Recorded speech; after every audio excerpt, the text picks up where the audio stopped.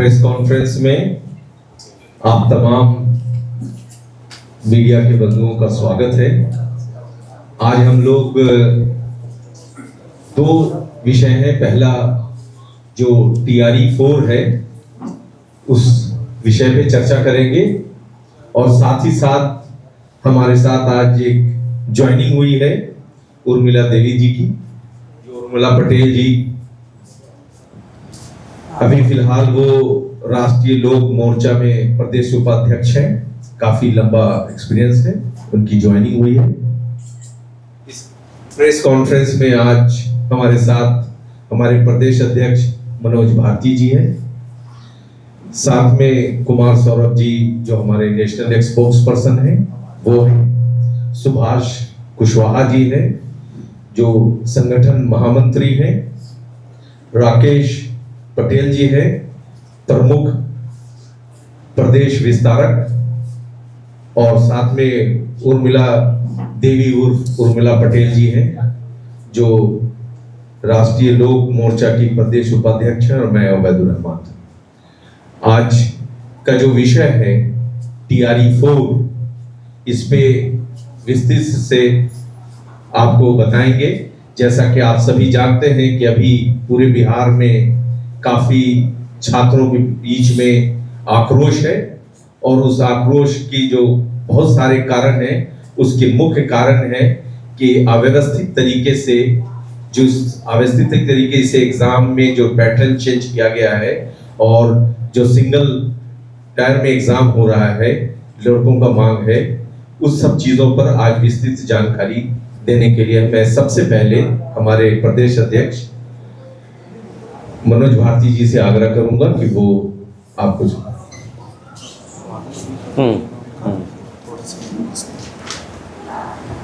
Press और media के दोस्तों का जन स्वराज कार्यालय में स्वागत है।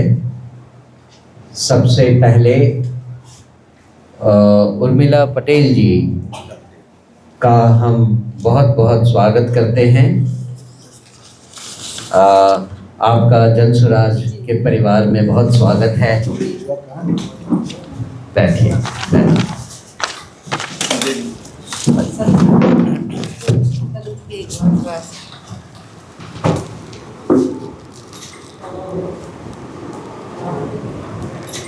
ये होना तो चाहिए था कि हमारी तरफ से फूल इनको मिले, फोटो में इसका पता नहीं चलेगा। धन्यवाद, बहुत बहुत धन्यवाद। स्वागत है आपका। तो उर्मिला जी का राजनीतिक सफर साल 2000 से शुरू हुआ था, जब उन्होंने समता पार्टी में प्रदेश महासचिव युवा प्रकोष्ठ के पद पर काम किया था 2002 से 2003 तक। 2000 से 2003 तक। उसके बाद जनता दल यूनाइटेड में 2003 से 2015 तक प्रदेश महासचिव युवा प्रकोष्ठ की रही थी। 2015 से 2023 तक राष्ट्रीय लोक समता पार्टी में प्रदेश अध्यक्ष महिला प्रकोष्ठ रही थी, और 2023 से इन्होंने राष्ट्रीय लोक मोर्चा ज्वाइन किया था, जहां वो प्रदेश उपाध्यक्ष बिहार की थी। तो इतने लंबे राजनीतिक अनुभव का जनसुराज को फायदा मिलेगा, ऐसा हमारा पूरा विश्वास है। हम उर्मिला जी का तहे दिल से स्वागत करते हैं अपनी जनसुराज पार्टी में। जो दूसरा पक्ष है वो भी आपको जनसुराज के उन वादों को याद दिलाता है जिन वादों से हमने अपनी शुरुआत की थी। प्रशांत जी की यात्रा, प्रशांत जी की शुरुआत इसी बात से हुई थी कि बिहार में शिक्षा और पलायन, शिक्षा और रोजगार, इन दोनों पर कोई भी राजनीतिक दल या नेता ध्यान नहीं देते हैं, और वो तो इसका फायदा उठाते हैं कि बिहार में लोग भी इन दोनों मुद्दों की अहमियत नहीं समझते हैं। उस संदर्भ में दो चीजें आज आपके सामने हम रख रहे हैं।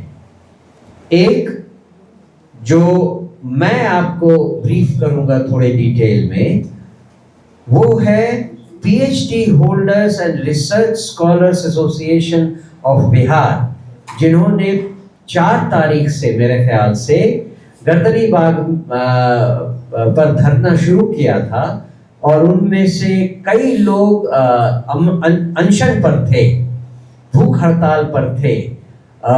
शायद 16 तारीख को उनमें से कई की तबीयत काफ़ी खराब हो जाने के कारण उनको हॉस्पिटल भी ले जाना पड़ा था।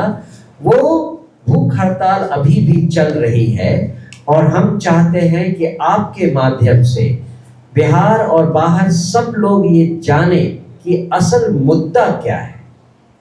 ये पीएचडी होल्डर्स और रिसर्च स्कॉलर्स इस बात पर सरकार का विरोध कर रहे हैं कि जो डिग्री कॉलेजेस में प्रोफेसर्स की बहाली होने वाली है, सरकार ने जैसा वादा किया था कि सारे प्रखंड में एक एक डिग्री कॉलेज खोलेंगे, इन डिग्री कॉलेजेस में जिन प्रोफेसर्स की बहाली की जाने वाली है उनका सिलेक्शन कैसे होगा। जो नए टीचर्स हैं उनका जो सिलेक्शन प्रोसेस बिहार गवर्नमेंट ने अभी लागू किया है वो यूजीसी के प्रोविजंस के विरुद्ध है। अगर किसी डिग्री कॉलेज में किसी प्रोफेसर की बहाली होनी है या शिक्षक की बहाली होनी है तो उसके क्राइटेरिया में उनके पीएचडी के मार्क्स की वैल्यू 30% होनी चाहिए, लेकिन उसके बदले उसे घटाकर 11% कर दिया गया है। अगर आप किसी कॉलेज में प्रोफेसर को एम्प्लॉय कर रहे हैं तो उसके मैट्रिकुलेशन और इंटरमीडिएट की डिग्री से ज्यादा उसके मास्टर्स और पीएचडी के डिग्रियों की वैल्यू होनी चाहिए। इसे बिहार सरकार नहीं मानती। बिहार सरकार कहती है कि पहले मैट्रिकुलेशन और इंटरमीडिएट की डिग्री पर हम उनको बहाल करें, और उसकी परसेंटेज ज्यादा हो गई है। उसके साथ साथ अगर कोई पीएचडी कर रहा है तो उसने कितने रिसर्च पेपर निकाले हैं इस पर उसकी इवैल्यूएशन होनी चाहिए थी कि कौन व्यक्ति कितना सक्षम है एज अ पीएचडी स्कॉलर जो कि अच्छा प्रोफेसर बन सकता है। लेकिन बिहार सरकार के गाइडलाइन में वो प्रोविजन ही हटा दिया गया है। जो research paper, published research paper की वैल्यू एक प्रोफेसर के लिए होनी चाहिए थी वो उन्होंने हटा दी है। और एक अंतिम बात जो कहेंगे कि बिहार सरकार ने ये डोमिसाइल नीति को बिल्कुल उलट दिया है। भारत के किसी राज्य में आप जाइए, वहां पर किसी भी ऐसी बहाली में उस राज्य से बाहर के लोगों का परसेंटेज जनरली 20% रखा जाता है। 15% या 20%, उससे ज्यादा बाहर के लोग, उस राज्य के बाहर के लोग नहीं बहाल किए जा सकते। ये सन ऑफ द सॉइल कह लीजिए या जो भी प्रोविजन कह लीजिए, डोमिसाइल जो नीति होती है उसका बिहार सरकार ने पूरी की पूरी तरह उसकी अवहेलना की है। अभी जो बहालियां हुई हैं हाल में, उसमें अगर मुझे सही से याद है, मैं मोटा मोटी आपको फिगर देता हूं, अगर 200 बहाली करनी है तो उसमें मुश्किल से 40 या 45 लोग बिहार के हैं और 150 से ज्यादा लोग बाहरी राज्यों के हैं। ये बिहार के लोगों के साथ नाइंसाफी है और इस पर जो भूख हड़ताल चल रही है, जनसुराज उनके साथ खड़ी है। छात्रों से संबंधित जो दूसरा महत्वपूर्ण मुद्दा आज हम आपके सामने लेकर आए हैं, उस पर मैं चाहूंगा कि हमारे राष्ट्रीय स्पोक्स पर्सन राष्ट्रीय प्रवक्ता कुमार सौरभ आपके साथ साझा करें अपनी बात। धन्यवाद।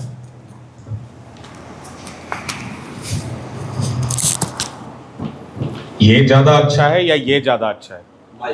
माइक से, माइक ज्यादा अच्छा है। ओके, देखिए, मेरे ख्याल से बिहार ही नहीं, पूरा देश इस समय छात्रों और युवाओं के आक्रोश से पूरी तरीके से परिचित है। और उस आक्रोश में हाल ही में प्रधानमंत्री जी के द्वारा की गई एक टिप्पणी को भी उतना ही महत्व दिया जाना चाहिए। इसलिए आज की इस प्रेस वार्ता का प्रारंभ हम 2 लाइन से करना चाहते हैं कि जो रोक नहीं पाए पेपर लीक और नकल, वही फ्रेंड्स, माय फ्रेंड्स कहने वाले महामानव अब छात्रों और युवाओं को और उनके समर्थकों को कह रहे हैं दिमागी नक्सल। भाई, छात्र और युवा किस चीज की मांग कर रहे हैं इससे हम सब परिचित हैं, लेकिन एक अप्रत्याशित बात कल बिहार में हुई है और आज का ये प्रेस वार्ता एक प्रकार से जो बिहार में सम्राट जी की सरकार है और उनका किस प्रकार से युवाओं और छात्रों को छलने का काम किया जा रहा है, ये जनसुराज सबूत के साथ आपके सामने रख रहा है। मुझे ऐसा विश्वास है कि अभी तक मैंने मीडिया में इससे संबंधित कोई बात नहीं देखी है। ये एक पत्र आपके सामने है। ये पत्र कल 19/8/2026 का पत्र है। इसकी कॉपी 20 पेज का ये ऑफिशियल डॉक्यूमेंट है बिहार सरकार का। इसकी कॉपी आपको प्रोवाइड कर दी जाएगी। इस पत्र का लव्वोलुआब यह है कि आप सब जानते हैं कि बिहार विधानसभा चुनाव के बाद स्टूडेंट क्रेडिट कार्ड जो योजना थी, जो 2016 में 7 निश्चय 1 की महत्वाकांक्षी योजना थी, जिसको नीतीश कुमार जी और तब हमारे जनसुराज के सूत्रधार आदरणीय प्रशांत किशोर जी का ब्रेन चाइल्ड था ये 7 निश्चय 1। और उस योजना के अनुसार बिहार में या बिहार से बाहर कहीं भी शिक्षा ग्रहण करने के लिए बिहार के छात्रों को 4 लाख रुपए जो इंटरेस्ट फ्री लोन है वो प्रदान किया जाता था और इसमें किसी प्रकार की कोई कॉम्प्लिकेशन नहीं हो, इसके लिए डीआरसीसी के माध्यम से यह लोन छात्रों को प्रदान किया जाता था। आपको पता होगा कि बिहार विधानसभा चुनाव के बाद बिहार की जो वित्तीय स्थिति हुई, बजट के बाद जो जो बातें हमने की थी, हम जनसुराज ने की थी प्रेस वार्ता के माध्यम से, वो एक एक तथ्य सत्य हुआ। और पिछले 3 से 4 महीने में लगातार जनसुराज ये प्रश्न उठाता रहा कि छात्र जो बिहार में हैं और छात्र जो बिहार से बाहर हैं, उनके सेमेस्टर का फी क्यों नहीं दिया जा रहा है। और लगातार सरकार डिनायल मोड में रही कि नहीं, पैसे की कोई कमी नहीं है। जब हम लोगों ने इसको बार बार उठाया तो 1.5 महीने, बांकीपुर चुनाव से 1 महीने पहले उसकी एक किस्त भेजी गई। पिछले बुधवार को कैबिनेट का बैठक हुआ। उस कैबिनेट की बैठक में 9,000 करोड़ लगभग रुपए जो है उसकी 950 करोड़ रुपए की स्वीकृति दी गई और 5 साल का इस योजना को एक्सटेंशन दिया गया। 2026 से 2031 तक 7 निश्चय के अंदर स्टूडेंट क्रेडिट कार्ड योजना जो है, जो डीआरसीसी से दिया जाता है, इसको 25 से 31 तक एक्सटेंशन दिया गया था पिछले बुधवार को कैबिनेट की बैठक में। और कल ये पत्र के माध्यम से बता दिया गया है कि अब जो वो 4 लाख रुपए का जो ऋण होता था वो मात्र 2 लाख रुपए रह जाएगा। फिर से मैं दोहरा रहा हूं, 4 लाख रुपए की राशि को घटाकर बिहार की सरकार, सम्राट चौधरी जी की सरकार ने 2 लाख रुपए कर दिया है। तो मुझे अब ये बताएं कि बिहार में वो कौन सा कोर्स है, आपने जितनी चीजों की लिस्टिंग की है, चाहे वो नर्सिंग की पढ़ाई हो, चाहे वो बाकी की चीजों की पढ़ाई हो, जो आपके ही इस डॉक्यूमेंट में लिस्टेड है, उसमें कहां आप बताइए कि 2 लाख रुपए में कौन सी पढ़ाई करवाई जाती है बिहार में। और वो छात्र जो आपके इस ऋण के सहारे पढ़ाई करने का ख्वाब देख रहे थे, वो अब पढ़ाई कैसे करेंगे और उनको कहां जाना पड़ेगा। इसमें एक और कैच है। पहली बात तो यह है, आपको जानना चाहिए कि 2 लाख से ऊपर का अब ऋण लेने के लिए आपको बैंकों के चक्कर काटने पड़ेंगे। दूसरी बात, जो 2 लाख से ऊपर का ऋण है उसको अब टैग कर दिया गया है, प्रधानमंत्री जी की एक महत्वाकांक्षी योजना थी उसके साथ उसको टैग कर दिया गया है। दूसरा, 2 लाख से ऊपर का जो भी लोन होगा उस पर अब इंटरेस्ट देना होगा बिहार के बच्चों को। और ये जो योजना है, इसको अब एक और सबसे बड़ा जो झटका लगने वाला है कि NIRF यानी national institute of ranking framework में जो लिस्टेड इंस्टीट्यूशन हैं, सिर्फ वही इस 2 लाख की योजना में शामिल हो पाएंगे। यानी बिहार के मैक्सिमम कॉलेजेस जिसमें हमारे बच्चे पढ़ रहे थे, वो उसमें 2 लाख की योजना का भी लाभ नहीं। भाई, बिहार में होना ऐसा चाहिए था कि 4 लाख, आपको 202 सीटों का बहुमत दिया बिहार ने, आपको यह बढ़ाकर 4 लाख से 6 लाख कर देना चाहिए था। तो आपने 4 लाख से 2 लाख कर दिया। और NIRF के तहत ज्यादातर जो इंस्टीट्यूशन है बिहार में, वो पहले ही छट जाएंगे। जो सिर्फ प्रेस्टिजियस इंस्टीट्यूशन हैं, जो बड़े संस्थान हैं, सिर्फ वो रहेंगे। और आज कोई प्रेस्टिजियस इंस्टीट्यूशन का फीस, पूरे कोर्स का फीस 6 लाख, 8 लाख, 10 लाख रुपए से कम नहीं है। तो बिहार की सरकार और सम्राट चौधरी जी को यह जवाब देना चाहिए कि बिहार के छात्रों के साथ यह धोखा और चुपके से क्यों किया गया। यह कहीं भी मीडिया में नहीं है, इसको प्रकाशित नहीं किया गया है। एक तरफ युवाओं से रील बनवाने के लिए और उसका व्यूज पर 10,000 रुपए की आप प्रोत्साहन राशि देंगे कि सरकार की तारीफ करिए, हमारी बड़ाई करिए, आपको हम पैसा देंगे। लेकिन छात्रों का, उनके हक का 4 लाख रुपए को 2 लाख कर दिए। कहीं मीडिया में इस पर एक शब्द नहीं है। इसकी कॉपी हम आपको प्रदान कर रहे हैं। तो यह सरासर छात्रों और जेनजीज के साथ धोखा है और जनसुराज इसका मुखालफत करती है, विरोध करती है और तत्काल सम्राट चौधरी की सरकार को यह अल्टीमेटम देती है कि पुनः इस 4 लाख को आप लागू करिए, आगे नहीं तो आप आंदोलन के लिए तैयार रहिए। ये इसको छोड़ा नहीं जाएगा। पहली बात। दूसरी बात, ये छात्रों की बात थी, अब युवाओं की बात करते हैं। युवाओं की बात में ऐसा है कि पहले भी हम सबने इस विषय को उठाया और क्या क्या वादे किए गए। ये जो नए शिक्षा मंत्री जी आए हैं, इनके बयान उठा के देख लीजिए। पहले तो ये छात्रों को धमकाना बंद करें। ये कहते हैं कि हम समझा देंगे अगर समझ में नहीं आएगा तो।